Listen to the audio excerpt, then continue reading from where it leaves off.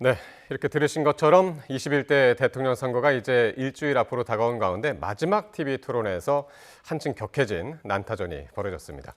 두 분 나오셨습니다. 오늘은 신현영 전 민주당 의원 그리고 홍석준 전 국민의힘 의원 나오셨습니다. 어서 오십시오. 네, 중앙선관위가 주관한 마지막 TV 토론회, 주요 정당 대선 후보들은 치열한 신경전으로 시작을 했습니다. 모두 발언 먼저 듣고 오겠습니다. 한강 작가의 소년이 온다에 나오는 동호 문재학 군은 총에 맞아 사망했습니다. 그러나 그 문재학 군은 다시 작년 12월 3일에 우리 국민들로 회생해서 이번 내란을 확고하게 진압하고 있습니다. 국민 주권을 회복하고 내란을 극복하는 이번 선거에 꼭 참여해 주십시오. 정치가 반맥을 주느냐 하는 물음, 그 포기와 체념을 저는 외면하지 않았습니다. 거리의 변호사였던 저는 법과 제도가 외면했던 그 한 사람의 삶의 앞에 늘 멈춰섰습니다. 지친 어깨에 손을 얹고 저는 약속합니다. 당신의 삶도 바꿀 수 있다고, 내 편이 되어주겠다고 제가 약속드립니다. 범죄자가 자기를 방탄하기 위해서 독재를 하는 방탄 독재는 처음 들어봅니다. 세계 역사에 없는 것입니다. 지금 자기 마음에 안 들면 다 탄핵을 하고 있습니다. 오죽하면은 민주당을 대표했던 이낙연 전 총리가 이 괴물 방탄 독재를 막기 위해서 저를 지지하겠다고 합니다. 이번 선거는 계엄을 옹호하는 비상식 세력, 포퓰리즘으로 유혹하는 반원칙 세력을 동시에 밀어내고 원칙과 상식을 되찾는 선거입니다. 빨간 윤석열이 지나간 자리를 파란 윤석열로 다시 채울 수는 없습니다. 보름달은 저물고 초승달은 차오릅니다. 초승달같이 새로운 시작에 대한민국의 미래를 맡겨주십시오. 네, 이렇게 4명 후보의 모두 발언 들으셨는데 기호 순번은 아니었고 이번 토론회의 규칙에 의한 순번대로 들으셨다는 점 먼저 말씀드리고요. 자, 오늘 후보들의 모두 발언 키워드 어떻게 보셨나요? 이재명 후보는 내란 진압, 권영국 후보 청년, 김문수 후보 방탄 독재, 그리고 이준석 후보는 빨간 윤석열, 파란 윤석열 이렇게 꼽을 수 있을 것 같은데 두 분은 어떻게 보셨는지 궁금하네요. 먼저 신 의원님. 우선은 마지막 후보 토론회였기 때문에 그리고 내일부터는 이제 여론조사 공표도 안 되고 사전투표가 시작되는 시점 그렇죠. 아닙니까? 마지막 토론을 통해서 어떻게든 이 흐름을 뒤집으려는 두 번째, 세 번째 후보가 상당히 네거티브를 설정을 했다라는 생각이 듭니다. 예. 이번 토론의 주제는 사실은 정치개혁, 그리고 통합, 그리고 외교 안보 이런 부분에서의 사실은 색깔별의 토론이었는데 후보들의 대한민국에 대한 정치 비전 이런 부분에 있어서의 본인의 정책을 어떻게 상대보다 더 나은 정책으로 토론을 통해서 보여줄까에 대한 건설적인 부분보다 여전히 이재명 후보는 안 되라는 그런 방탄이나 사법 프레임을 가지고 물고 늘어지기 작전으로의 김문수 후보의 정말 집중적인 공세였는데 실제로 새로운 것도 없었고 사실관계가 맞지 않는 것들도 있기 때문에 이런 부분에 있어서 국민들은 국민의힘이 지금까지도 7일 남은 이 선거 기간 동안에 도대체 정책적인 비전이 무엇이지? 그럼 내란과의 결별을 하고 새로운 건강한 보수로 태어날 수 있을까에 대해서 확인할 수 없는 깜깜이 토론회였다라는 면에서 참으로 답답했다. 그런 면에서는 이재명 후보가 여러 공세에도 불구하고 차분하게 그래도 안정적으로 대응을 한 것 같아서 이 세 번째 토론을 통해서 많은 뭔가 정보를 얻고 표심을 확정짓는 중요한 계기가 돼야 되는데 그러기에는 지금의 흐름을 크게 다르게 뭔가 변경시킬 만한 그런 특별히 잘했다는 후보는 별로 보이지는 않았던 것 같습니다. 오늘 3차 토론의 주제가 이제 정치였는데 이 정치 영역에 대한 건설적인 비전이 보이지 않았다. 네거티브가 난무했다. 그렇게 보셨고요. 예, 홍 의원님. 네. 저는 뭐 그래도 그 비교적 이제 각각 분야에 대한 어떤 공약을 이제 후보들이 이야기하면서 거기에 대한 어떤 정책적인 어떤 검증이 그래도 좀 잘 이루어졌다고 봅니다. 왜냐하면 지금 이준석 후보라든지 또 김문수 후보는 지금 이제 이재명 후보를 쫓아가는 입장이기 때문에 좀 비판할 수밖에 없지만 그러나 또 두 사람이 또 공통적으로 팩트를 근거를 하면서 좀 비판을 했기 때문에 이것은 뭐 토론에 있어서 뭐 당연한 어떤 그런 어떤 수순인 것 같고 그런데 오늘이 이제 마지막 토론이었는데 전반적으로는 이재명 후보에게는 좀 좋은 점수를 좀 주기는 힘들 것 같습니다. 왜냐하면 첫 번째 일단 이재명 후보가 그동안 뭐 도덕적인 어떤 문제라든지 사법 리스크는 있다는 건 국민이 아는데 그래도 좀 일은 하겠지 이런 어떤 네. 이미지가 있었는데 제가 보니까 경제학적으로는 여러 가지 면에서 미천이 그대로 다 드러났다. 네. 제대로 알고 이야기를 하지 못한다. 이런 어떤 이미지를 준 것 같고 두 번째는 부정확한 말에 대해서는 좀 말을 삼가거나 잘 모른다든지 뭐 그렇게 해야 되는데 이걸 얼버무리다든지 이렇게 하다 보니까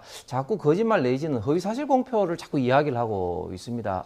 오늘만 또 하더라도 예를 들면 2019년도에 당시에 이제 그 공수처를 통과시키기 위해서 민주당이 연동형 비례제를 한다는 이유로 이제 정의당과 했는데 그것을 나중에 깨버렸는데 예. 그것을 핑계를 국민의힘에 뭐 된다든지 또 그 사업적인 어떤 문제에 대해서는 아무런 어떤 그런 어떤 증거도 없음에도 불구하고 윤석열 정부에서 정치 탄압을 했다 하는데 이게 대부분 지금 현재 이재명 후보의 어떤 사건들이 재판이 계류된 사건들이 뭐 대장동이나 백현동 모두 다 윤석열 정부 때 이루어진 것이 아니라 문재인 정부 때 예를 들면 이낙연 후보와의 대선 경선 때라든지 그럴 때 다 고발에 의해서 이제 수사가 시작된 거 아니겠습니까? 그렇기 때문에 정권에 대한 탄압이다, 증거 하나도 없다 이런 것은 명백히 사실이 아닌 그런 어떤 것들을 또 말했고 마지막으로 세 번째는 좀 본인이 잘 안 풀릴 때는 조금 약간 좀 짜증내는 어떤 그런 어떤 말투 예를 들면 뭐 극단적이다 어쩌라고 뭐 단정적이다 오늘도 이준석 후보에 대해서는 뭐 반말 비슷한 그런 어떤 이야기를 했는데 그런 어떤 태도가 저는 국민들로부터 그렇게 좋은 점수는 받지 어려울 것 같습니다. 저는 반박을 좀 네. 해야 될 것 예. 같은데요. 우선은 지금 비례 위성 정당에 대해서는 그 당시에 제가 비례 대표로 들어가는 그 시점 아니었습니까? 그래서 명확하게 알고 있는데 지금은 뭐 국민의힘이지만 그때는 뭐 미래한국당이라는 비례 위성 정당이었나요? 그것으로 먼저 만들었기 때문에 더불어민주당에서도 더불어시민당을 만들어갖고 비례 위성 정당을 어쩔 수 없이 따라가게 되는 그런 상황이었기 때문에 이게 허위사실 공표에 해당되지 않는다라고 말씀드리고 싶고 지금 이재명 후보가 여러 가지 기소를 받고 재판을 받고 있는 것에 대해서 검찰의 무리한 기소이다라는 주장을 했고 일부는 뭐 이낙연 쪽에서 시작을 했다라는 그런 부분들도 있지만 예. 나머지 뭐 위증교사나 여러 가지 부분에 있어서는 사실은 보수나 전 정권에서의 정권에서의 탄압이 포함이 되는 부분들이 있기 때문에 예. 이 부분에 대해서도 이낙연 후보의 측에서의 그 공세를 가지고서는 이게 마치 정권 탄압이 아닌 것처럼 얘기하는 것은 사실과 다르다는 말씀을 드리고 싶습니다. 예. 오늘 3차 토론회 연장 같은 지금 분위기인데 일단 전체적으로 한번 그 구도를 한번 봤으면 좋겠어요. 전체적으로 각 후보들의 공격 방향은 어땠나요? 이재명 후보를 향한 공격 누가 더 강했습니까? 실제로 김문수 후보는 정말 시종 일관 계속해서 사법 리스크를 부각시키려는 노력을 했었죠. 네. 그러면서 이낙연 후보가 이낙연 고문이 이번에 합류하면서 또 지지선을 받았기 때문에 그것을 등에 업고서는 상당히 이재명 후보 아무래도 2위 후보이기 때문에 1위 후보에 대한 공세가 상당히 있었다. 그런 면에서 본인들의 시간을 다 네거티브에 쓰느라고 포지티브한 것들이 보이지 않았고 실제로 그래서 김문수 후보가 준비된 후보인가? 그러면 어떤 정책과 비전을 외교안보에서 보여줄 건가? 이런 부분에서 전혀 보이지 않는 깜깜이었다. 그래서 국민의힘에 투표를 하려고 하더라도 이 국민의힘이 정말 보수 지지자들이 미래 비전을 가지고서는 자신 있게 투표장에 나올 수 있을 것이냐 그런 부분에 있어서도 견인 효과가 있어야 되는데요.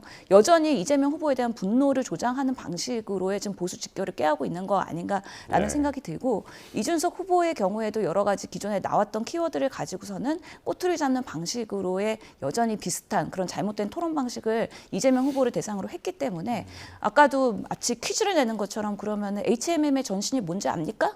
이런 식으로 Q&A 하는 시간이 아니잖아요. 그럼에도 불구하고 본인이 원하지 않는 답을 못 얻는 경우에 곧바로 개입해갖고 상대방의 말을 차단해버린다든지 그런 부분에 있어서는 실제로 젊은 후보로서의 태도가 상당히 좀 건방지거나 네. 아니면 상대를 존중하지 못하는 모습이어서 그런 부분은 오히려 이 사람이 뭔가 준비되지 않고 급하구나 라는 생각이 들 정도였기 때문에 둘 다 비호감 후보였던 거는 사실인 것 같습니다. 사실 김문수 후보하고 이준석 후보는 그 단일화 이슈가 중간에 있었기 때문에 오늘 이제 거의 그게 깨지는 분위기였잖아요. 그래서 이제 서로의 공방이 어떻게 될까 그것도 궁금했었는데 지금 말씀하신 것처럼 공격의 방향은 이재명 후보로 향한 것 같긴 합니다. 왜냐하면 김문수 후보는 이때까지 살아온 어떤 삶의 어떤 궤적이라든지 이런 것들이 사실은 그렇게 비판할 거리가 없습니다. 그런데 이재명 후보는 무궁무진하죠. 뭐 어떤 도덕성 문제라든지 사법 리스크 문제라든지 거짓말 허위 사실 공포라든지 이게 뭐 사실은 끝도 없기 때문에 당연히 이준석 후보는 이재명 후보의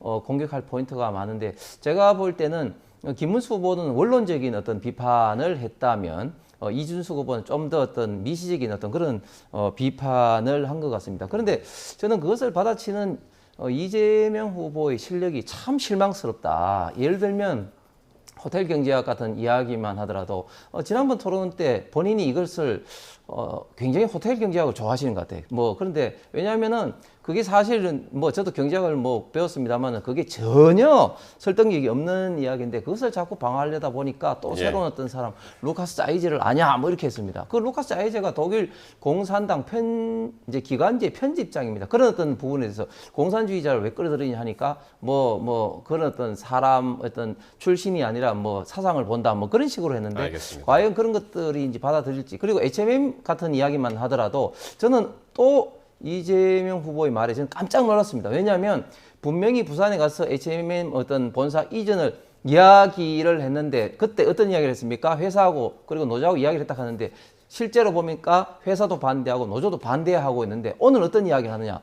정부의 지분이 있기 때문에 결국은 할 거다 이야기합니다. 그러면은 정부가 일부 투자를 하는 어떤 그런 지분들이 많은 기업들은 그러면 정부가 마음대로 본사를 이전하는 그런 어떤 강행 권한을 행사하는 게 자유민주주의 사회에서 맞습니까? 기업의 경영을 위해서 맞습니까? 저는 그 이야기를 듣고 이재명 후보가 정말 정권을 잡게 되면 우리나라 기업들 경제가 참으로 걱정스럽습니다.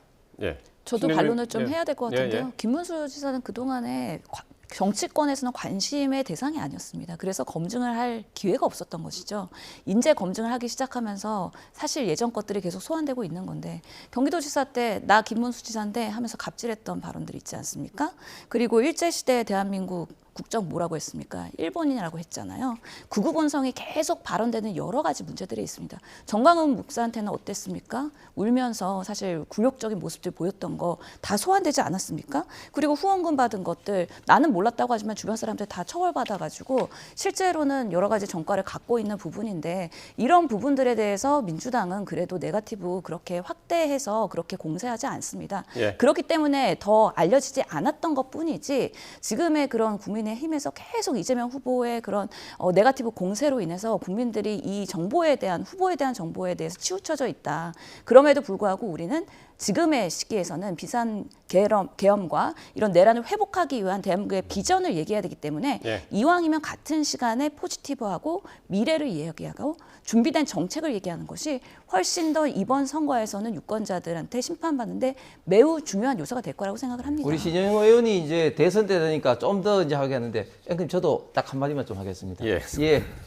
그 정강원 목사 이야기를 자꾸 하는데 정강원 목사하고 한때 자유통일당에 김문수 후보가 있었던 것은 사실이면 지금은 그 당을 나와서 지금 국민의힘 후보로 있는데 그런 것을 가지고 계속해서 이야기하는 게 이해할 수 없고 오히려 지금 민주당이야말로 통진당, 통합진보당 위원 어떤 판결받은 그 정당과 뭐 하고 있습니까? 정치연합, 선거연합을 하고 지금 총선 때 같이 이제 공천하고 지금도 이번 대선에서도 그 진보당 이재명 후보를 지지선을 하고 있습니다. 그리고 소방관 그 어떤 문제는 뭐 국민들이 이제 다 알고 있죠. 그때 당시에 14년 전에 남양주에서 어떤 노인분이 소방서에 전화를 했는데 그 장난 전화인 줄 알고 소방관 대응을 제대로 못함으로써 이제 동사하는 그런 어떤 사고가 발생돼서 당시에 경기도지사였던 김문수 후보가 그것을 현장 점검해 본다고 이야기하는데 그러니까 그 소방관도 그렇고 군인도 그렇고 공무원들도 그렇고 전화를 받으면 관등 성명을 대는 게 기본인데 관등 설명을 알겠습니다. 자꾸 되지 않으니까 이제 그런 어떤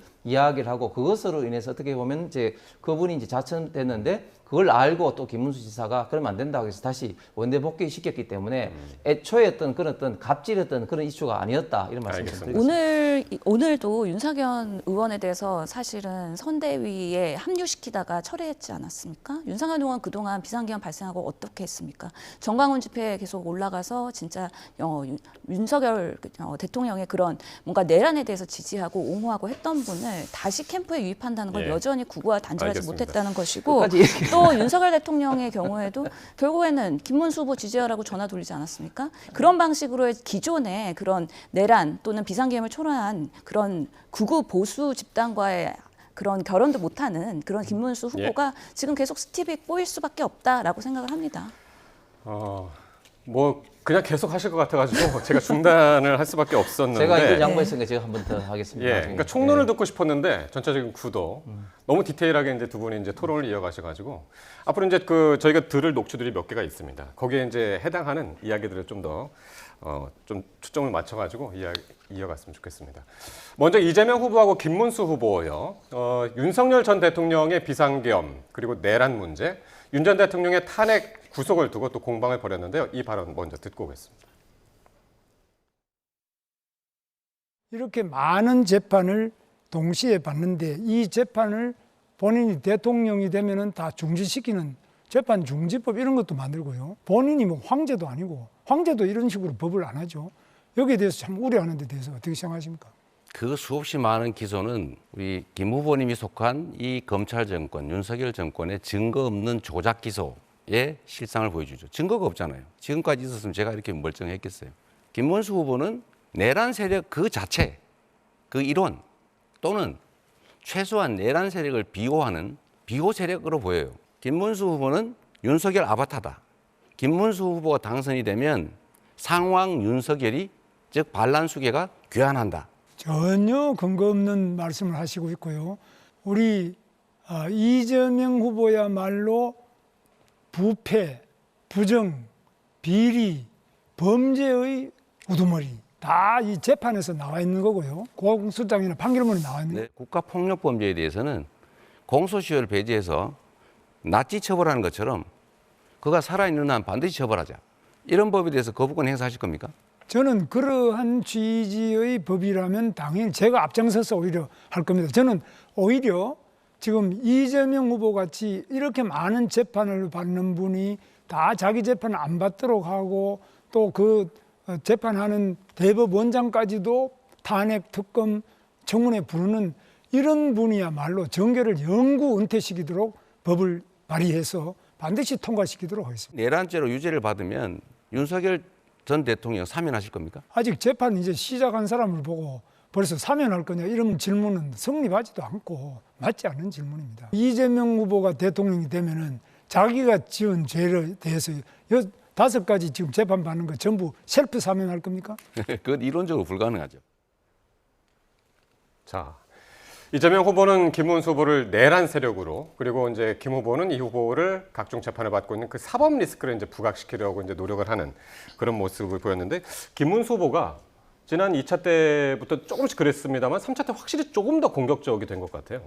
예, 아무래도 지금 이제 오늘이 이제 마지막이고 또 정치 이슈 아니겠습니까? 그렇기 때문에 좀 더 사법 리스크에 대해서 좀 초점 맞춘 것 같고 또 그리고 또 사실 지금 대한민국에서 가장 중요한 문제가 만약에 이재명 후보가 됐으면 이런 어떤 사법 리스크를 방어하기 위해서 수많은 어떤 위헌 입법을 양산을 하고 그리고 어떤 사법부를 좀 흔들기 위해서 지금 조희대 대법원장을 이렇게 탄압을 하고 협박을 하고 수사를 하고 청문회를 한다 이렇게 우리 대한민국의 법치주의에 있던 기본부터 흔들 그런 어떤 우려가 굉장히 많고 국민들이 그리고 걱정을 하는 포인트이기 때문에 저는 당연히 이 지점에 대해서 김문수 후보가 해야 되겠다고 생각을 하면서 저는 이재명 후보가 아무런 증거도 없는데 검찰이 조작했다는 문제에 대해서 제가 세 가지만 좀 말씀을 드리겠습니다. 먼저 예, 그러면 우리 대한민국의 검찰이 그렇게 아무 증거도 없는데 기소하는 정말 무능력 내지는 사악한 집단입니까? 한두 가지 범죄라면은 뭐 그럴 수는 있겠습니다만 이렇게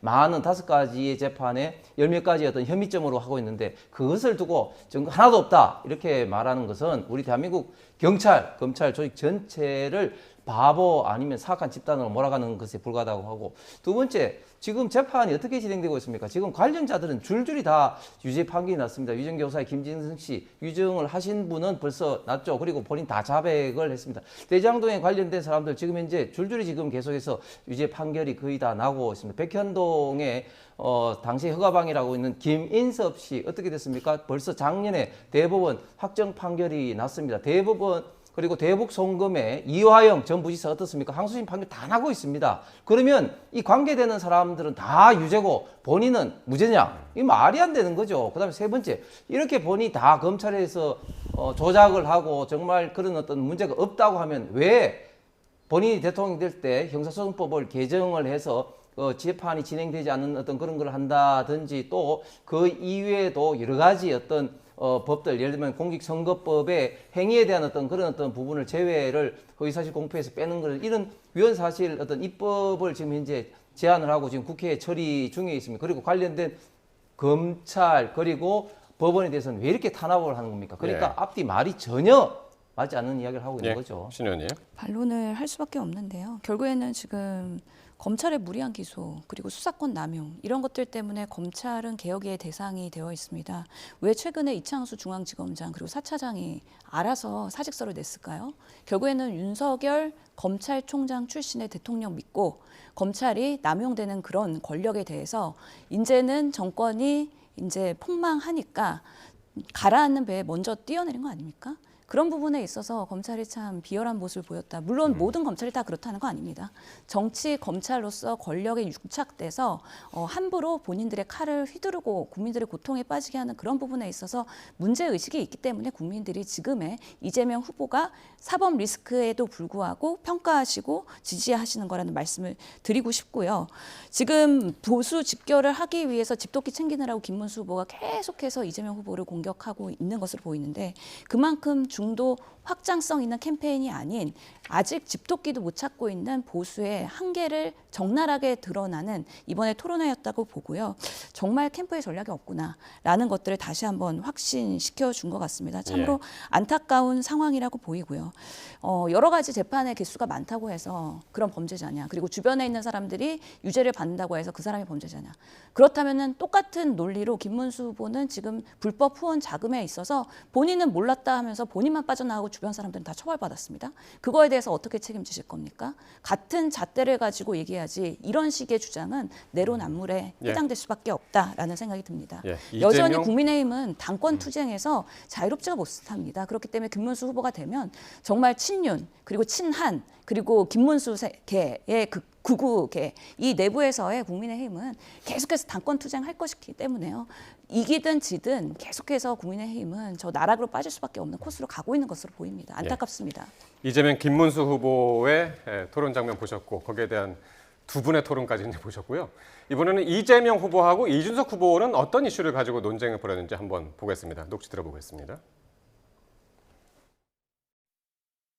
이준석 후보는 술 드시다가 그때 알아서 집에 가서 샤워하고 거기서 이렇게 시간 끌고 있다는 게 도저히 납득이 안 되는데 해명을 한번 해봐 주시죠. 제가 들어가려고 노력하던 모습이 다 찍혀 있는 것이고요.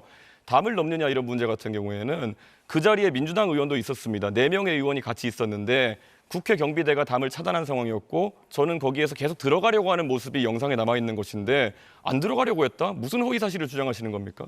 거기서 말다툼을 하고 있을 때 옆에 누군가가 의원님 담 넘어서 들어가셔야 됩니다 하니까 시끄러 임마 이러면서 말 막았잖아요. 그때는 다른 이미 사람들은 표결이 거기 끝난 있다가 뒤였습니다. 넘어서 옆으로 해서 담을 넘어갔거든요. 그때는 이미 표결이 끝난 뒤였습니다. 글쎄, 한참 그거는- 뒤였습니다. 그래서 제가 물어보는 핵심은 왜 집에까지 가서 샤워하고 옷 갈아입고 너무 여유롭지 않았냐 그 말씀 드리는 거예요. 똑같은 이유라면 제가 지난번에 말씀드린 것처럼 그럼 그때 들어오지 않은 민주당 의원 17명은 어떤 분들입니까? 이재명 후보가 호텔 경제학을 또 방어하기 위해서 루카스 자이제라는 분을 들고 나와가지고 그분을 아는지 저한테 물어봤었는데요. 저는 더 놀랐던 것이 이분이 알고 보니까 독일 공산당 기관지의 편집장을 지내신 분입니다. 이재명 후보께서는 이런 분들 기관지를 읽고 이런 분들을 아시는 건지 어떤 경로로 루카스 자이제의 사상을 접하신 건지 이해가 가지 않았고요. 뭐든지 종북몰이 하듯이 그렇게 공산당몰이 안 하시면 좋겠어요. 두 번째로는 그 사례는 한국은행의 책자에도 나오는 사례예요. 루카스 차이제가 어떤 사상을 갖고 있는지 저는 관심도 없습니다. 더 중요한 거는 이건 아주 고전적인 단순화된 경제 흐름에 관한, 돈의 흐름에 관한 아주 일반적인 사례예요. 본인이 지난 토론에서 먼저 저에게 루카스 자이제 아냐고 물어보신 다음에 지금 저한테 종북몰이 하지 말라고 하고 계십니다. 이게 얼마나 황당한 상황입니까? 지정하시는 곳에서 토론 좀 더 했으면 좋겠습니다. 김어준 씨가 하는 뉴스공장에서 해도 괜찮고요. 더 이런 것들은 국민들이 알 수 있도록 토론 시간을 만드는 것을 제안합니다. 법인카드 사적 유용 혐의에 대해서 재판 공소장을 보니까 흥미로운 대목이 있습니다. 지금 재판받는 거 보면은 2019년부터 2021년 10월까지 과일만 2,791만 원 정도 법인카드로 사셔가지고 사적 유용 때문에 재판받고 계신 거거든요. 259번 과일을 사주셨는데 2,791만 원 어치 드렸어요. 과일이 평균 가격을 보니까요, 뭐 종류가 다양하겠죠. 1kg에 10,000원 정도 하던데요. 이 기준이라면은 2,800만 원어치의 과일을 2년 동안 드셨으면은 2.8톤입니다. 혹시 집에 뭐 코끼리 같은 거 키우십니까? 사람이 어떻게 이렇게 많은 과일을 집에서 이렇게 법인카드로 결제할 수 있는지 혼자 드신 겁니까? 그래서 엉터리라는 거예요. 제가 쓴 일도 없고 그 쓰는 거 본 일도 없고 실무부서에서 과일 거래를 했다는데 그걸 제가 어떻게 합니까? 그걸 전부 제가 횡령을 했다, 지시를 했다, 알고 그랬다라고 기소를 했는데 그게 바로 엉터리 기소라는 뜻이고요. 네. 그러니까 이재명 후보는 이준석 후보한테 지난 국회에서 이제 계엄 해제 요구 결의안 표결할 때 왜 그때 참석하지 않았느냐 이 부분을 지적했고 또 이제 호텔 경제학 부분이 이제 또 맞붙으셨죠. 이게 공격은 이재명 후보가 이제 공격을 했는데 이게 서로 공방이 오갔고 마지막에는 이제 법인카드 문제였는데 법인카드에 이제 코끼리까지 나왔습니다. 이 공방은 이 두 후보의 공방은 어떻게 보셨나요? 네. 진짜 과일 양으로 보면 진짜 코끼리가 먹을 만한 양이죠. 그 정도 양은. 근데 제가 조금 전에 말씀드린 것처럼 이재명 후보는 본인이 좀 불리한 주제를 오면 좀 거짓말을 하거나 허위사실을 이야기하는 경우가 굉장히 많습니다. 자, 과일 문제만 하더라도 본인의 카드입니다. 본인의 카드인데 자기가 어떻게 아냐? 이렇게 이야기하면은 그러면 글쎄요, 갑자기 유령이라도 그 카드를 쓴 겁니까? 그렇기 때문에 저기 과일만큼 하는 것이 아니라 현금을 인출한 것이 아니냐 이런 또 의혹도 받는 겁니다. 두 번째, 공산주의 자꾸 이제 씌우지 마라 그렇게 이야기하는데 본인이 지난 두 번째 토론에 루카스 자이제를 이야기를 했잖아요. 시청자분들 루카스 자이제 모를 겁니다. 근데 본인이 이야기를 해놓고 지금 이준석 후보가 이야기하니까 공산주의 머리 하지 마라 이렇게 이야기하는 것은 전혀 맞지 않다. 특히 조금 전에 또 제가 볼 때는 그 거짓말인데요. 그 한국은행에도 유사한 자료가 있다 하는데 한국은행에 관련된 자료는 일반 어떤 유동성에 관련된 것이지 호텔 경제학과 같은 그런 논리가 아닙니다. 그리고 저도 이 부분을 정확하게 알고 있지만 정부의 이런 어떤 투자 성수가 아니라 가장 중요한 것은 민간에서 기업이 투자를 하고 투자 성수 효과를 나오는 것이 가장 중요한데 자꾸 지금 민주당이나 이재명 후보는 정부에 관련된 이 재정에 어떤 관련된 것만 너무 민감하게 반응하고 있다. 그런데 정부는 결국 그 재원을 또 국민 세금으로부터 끌어와야 하기 때문에 클라우딩 이펙트 효과가 발생해서 국가 전체적인 투자 성수는 민간에 비해서 훨씬 더 떨어진다. 그런 어떤 말씀을 좀 드리고 마지막으로 국회 출입 문제에 대해서는 지금 이재명 후보는 거의 대부분의 사람이 이제 국회 담을 타넘은 것처럼 이야기를 하고 이준석 후보는 왜 담을 안 타넘느냐 이렇게 이야기를 하는데 제가 그때 현장에도 있었습니다만은 그때 많은 의원들, 보좌관 그리고 국회 직원들이 그냥 정문으로 그냥 그 어떤 신분증을 보여주고 다 통과를 했습니다. 그런데 마치 담을 안 타는 같이 담을 안 타넘으면 그 안 되는 것처럼 사항을 이야기하는 것도 저는 부정확한 비유다 생각합니다. 예, 신 의원님. 지금 국민의힘 편협께서 말씀하셔서 국민의힘이 그렇게 경제학을 잘 알았으면 지난 3년은 왜 마이너스 역성장을 하면서 지금 이렇게 국민들이 자영업자 소상공인이 올 고통을 1, 받게 4분기에 하는지에 마이너스고 대해서 3년 동안은 아닙니다. 예, 맞습니다. 예, 근데 예. 3년 동안 지금 경제가 계속해서 후퇴했잖아요. 그리고 2분기 연속해갖고 또 마이너스가 된 부분도 있고요. 그런 부분에 대해서 모르고 얘기하는 거 아닙니다. 지금 3년 동안 윤석열 정부가 경제적으로 상당히 침체하면서 국민들한테 고통을 준 거에 대해서 적반하장으로 이렇게 얘기하는 거는 정말 본연의 그런 자가 당착에 있는 부분들이 있다. 그래서 여전히 국민의힘이 정신 못 차리고 있는 그런 모습이 아닌가라고 좀 비판을 해보고 싶고요. 특히 루카스 자이제 얘기하면서 또 꼬투리 잡고서는 지금 이준석 후보가 이재명 후보한테 제대로 경제 논리 아느냐라고 것도 트집 잡고 있잖아요. 이준석식 토론 방식은 그래서 상대방이 얘기하는 그 맥락의 이야기보다 어떤 허점, 어떤 키워드를 뽑아내서 그거 갖고 계속해서 공격하는 방식으로 공격을 합니다. 예. 그래서 이준석 후보가 모 대학에 학식 먹으러 갔을 때 학생들이 스크린에다가 그게 바로 하버드식 토론법이냐, 그게 하버드에서 배워온 방식이냐라고 상당히 저항을 했었던 바도 있습니다. 이번에 그 담 넘어가지 않은 거, 보좌진이 그 상황에서 통과할 수 있으면 왜 담 넘으라고 얘기했겠습니까? 그 타이밍에는 사실은 차단한 시간이 있었고 통과시키는 시간이 있었기 때문에 예. 차단하는 시간에 빨리 가려면 담을 넘을 수밖에 없었습니다.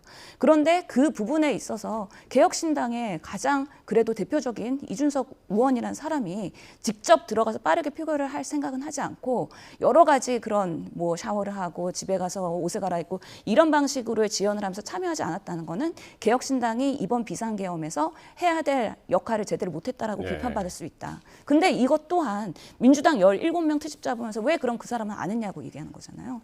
민주당은 172명의 의원들이 있고 전국에 모두 다 지역이 포진되어 있습니다. 그러면은 정말 국회의사당이 그 짧은 시간에 오려면 4시간이 걸리는 지역구 의원들이 있고요. 5시간 걸리는 지역구 의원도 있습니다. 적어도 수도권에 있는 의원이라면 빨리 다녀와서 표결을 했어야죠. 동탄이지 않습니까? 그럼 빠르게 올 수 있는 수도권의 의원이잖아요. 그런 부분에서 자기의 잘못한 것을 뭔가 쉴드 치기 위해서 이렇게 민주당 17명 얘기하는 거는 상황적으로 통계학적으로 이거는 형평성에서 매우 다른 비유이기 때문에 예. 국민들을 현혹하는 것이라는 면에서 이런 방식의 토론이 문제가 있다라고 하는 겁니다.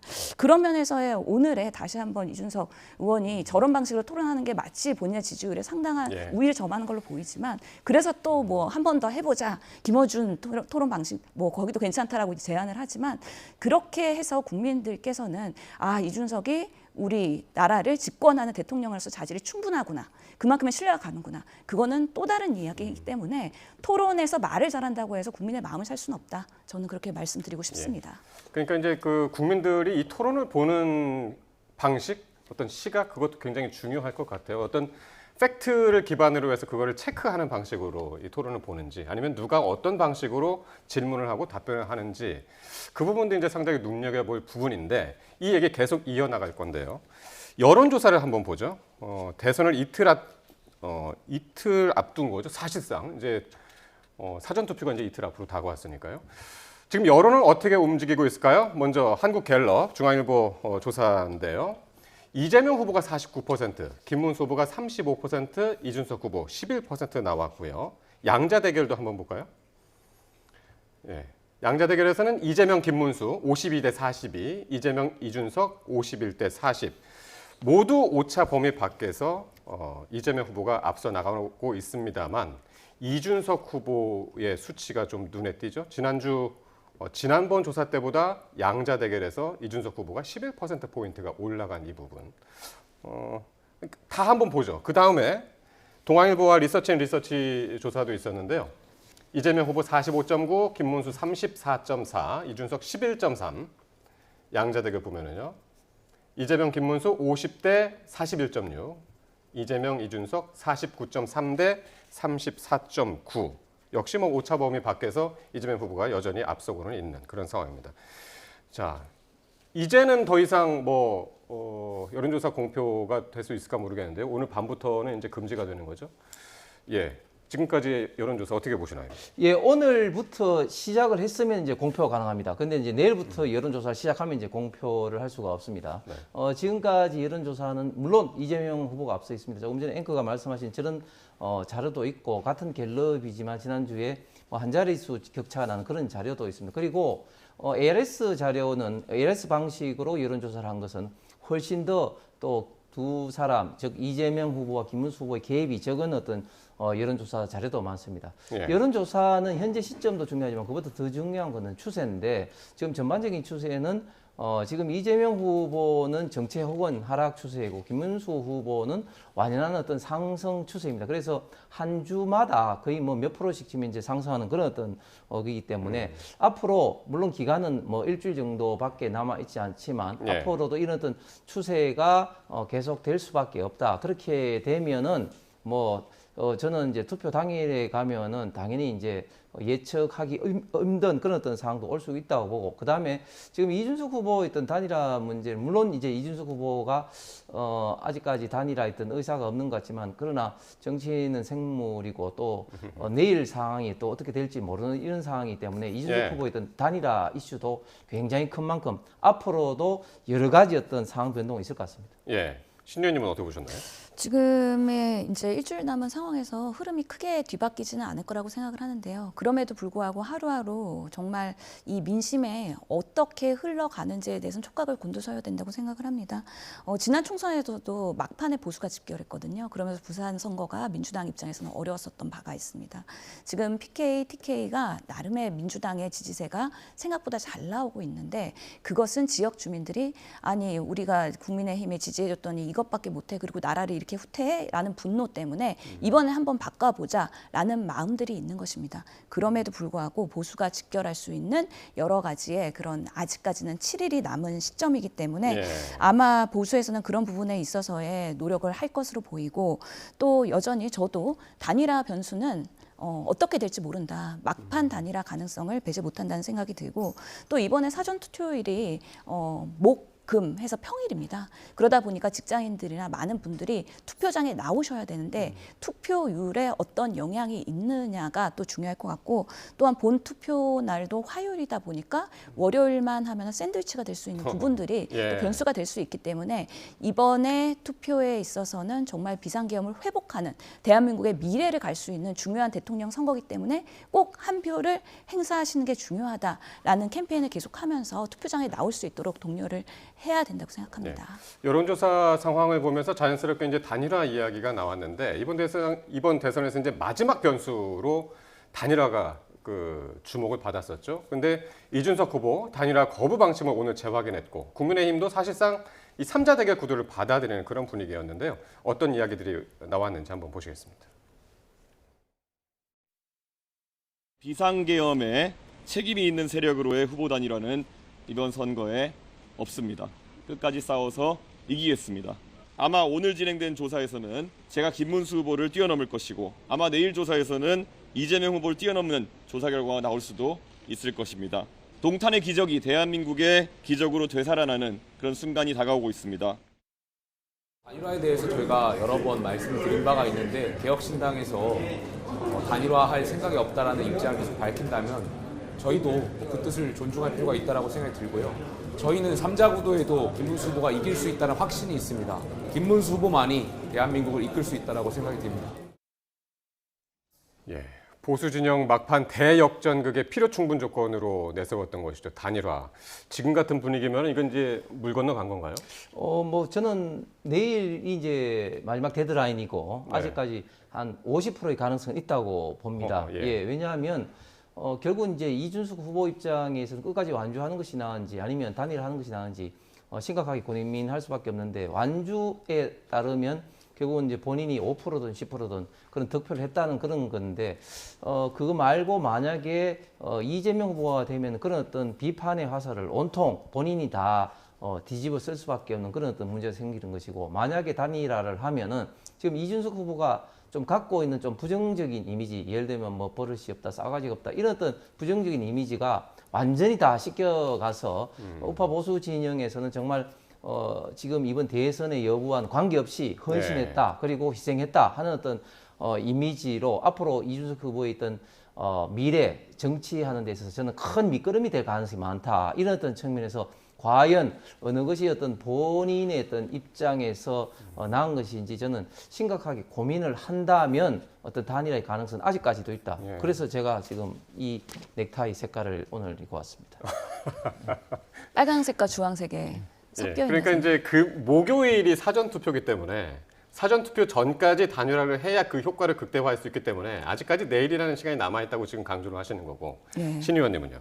글쎄요. 이미 투표용지는 이제 2번, 4번이 다 프린트가 되기 때문에 네. 어떤 방식으로 단일화가 되더라도 사표가 발생할 수밖에 없는 한계는 전제하고서는 고민을 해야 된다라고 말씀드릴 수 있고요. 그동안에 김용태 비대위원장이 너무 이준석 후보의 몸값을 올려놨습니다. 계속 단일화하면서 모든 카메라 언론의 관심을 이준석 후보가 어떻게 결단하느냐에 대해서 초유의 관심사였거든요. 실제로 그러면서 김문수 후보가 지난 경선 이후에 캠페인에서 본인이 주인공이 아니었습니다. 본인이 경선에서 1위 후보가 된 이후에 한덕수 단일화로 또 한덕수 총리가 조명을 받았었고요. 그 이후에 홍준표 조명받고 한동훈이 조명받고 그러면서 이제는 이준석까지 오면서 주인공이 과연 누구이냐에 대해서 상당히 그 김문수 후보가 묻혀 있었다라는 말씀을 드리고 싶고요. 이준석 후보는 고민 끝까지 할 겁니다. 두 가지 가능성이 있다고 보는데 네. 본인이 계속 이제 여론조사를 공표를 못하는 거지 내부에서는 할 수 있는 상황이잖아요. 정말 한 자릿수밖에 안 나와서 모든 선거비를 보전해야 되는 부담이 있을 때 또는 너무 잘 나와서 김문수 후보보다 내 중심으로 단일화가 가능할 때 예. 이럴 때 단일화에 대한 검토를 한 번이라도 더 해볼 수 있지 않을까. 근데 지금 상태에서는 뭐 10%의 전후로 나오고 있기 때문에 주자릿수 그리고 선거비 보전의 가능성이 있기 때문에 지금으로서는 끝까지 완주할 가능성이 더 높고 그래서 오늘 자신만만하게 나는 끝까지 완주할 것이다. 그리고 만약에 단일화한다 그러면 김문수 후보가 사퇴해라까지 강력하게 압박을 넣은 것으로 이해를 하고 있습니다. 마지막으로 홍 의원님, 네. 그러니까 지금 국민의힘 안에서 약간은 분위기가 갈린 것 같긴 해요. 그러니까 홍 의원님 지금 말씀하신 것처럼 아직까지는 가능성이 남아있다라고 보시는 시각이 있는가 하면은 이제 다 물 건너 갔으니까 이제 뭐 어르고 달래는 일은 없을 것이다. 그리고 이제 우리는 뭐 작전을 바꿔야 된다. 이른바 준직명. 이준석 찍으면 이재명이 이긴다. 약간 이런 프레임으로 지금 작전을 바꾸는 것 아닌가. 이런 분위기까지 같이 섞여 있는 것 같거든요. 아닙니다. 아직까지는 뭐 이준석 후보의 이제 단일화에 기대를 하고 있고 아직까지 이제 시간이 있다고 합니다. 만약에 내일이 지나면 방금 말씀하신 어떤 그런 걸 해야 되지만 그럼에도 불구하고 지금 김문수 후보가 김용태 비대위원장 한 것처럼 3자가 되더라도 지금 이제 추세가 좋기 때문에 상승 추세이기 때문에 3자가 하더라도 김문수 후보가 이길 수 있다. 뭐 이런 어떤 자신감은 있는 것이고 그리고 그럼에도 불구하고 이준석 후보의 어떤 단일화에 어떤 의견은 존중하되 그러나 제가 말씀드린 것처럼 지금 이재명 후보가 되었을 때는 우리 대한민국이 좌파 독재 포퓰리즘 정부로 정말 대한민국의 미래가 어렵다 하는 점은 이준석 후보도 동의하기 때문에 그런 어떤 점에서 끝까지 이준석 후보의 대답을 기다리고 있다. 이렇게 좀 말씀드리겠습니다. 예, 알겠습니다. 덧붙일 말씀 없으시면 여기까지. 예, 끝까지 최선을 다하는 더불어민주당 되겠습니다. 예, 오늘 여기까지 듣겠습니다. 지금까지 신현영 전 민주당 의원 그리고 홍석준 전 국민의힘 의원과 함께했습니다. 두 분 고맙습니다.